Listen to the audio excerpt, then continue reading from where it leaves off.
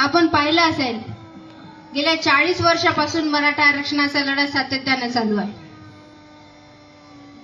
आपल्याला वाटते की आरक्षण भेटल्याने काय होणार आहे, परंतु ज्या घरातले लेकरं आज आरक्षणामुळे शिक्षणापासून वंचित राहिलेत त्या घरातल्या मायमाऊल्यांना विचारा आरक्षणामुळे काय फरक पडते. मनोज जरांगे पाटील सातत्याने उपोषण करत आहेत. मोठ्या संख्येने आज मराठा समाज जरांगे पाटलांच्या मागे उभा राहिला.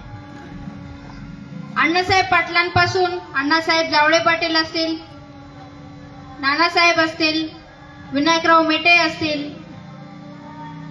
छत्रपती संभाजीराजे असतील, मराठा सेवा संघाचे पुरुषोत्तम खेडेकर साहेब असतील, अनेक दिग्गजांनी अनेक मार्गदर्शकांनी विचारवंतांनी मराठा आरक्षणाचा लढा सातत्याने या 40 वर्षामध्ये रेटलेला आहे. पण जे यश मनोज जरांगे पाटलांच्या पदरात पडलं ते आजपर्यंत या कुठल्याही नेत्याच्या मार्गदर्शकाच्या मागे उभं राहिलं नाही. याचं एक मोठं कारण आहे. कारण जरांगे पाटील कोण आहे तर आपल्यासारखा एक सर्वसामान्य मराठा आहे. गोदाकाठी बीड जिल्ह्यामध्ये एक ऊसतोड कामगार म्हणून जरांगे पाटलांनी काम केलेलं आहे. ट्रकवर ड्रायव्हर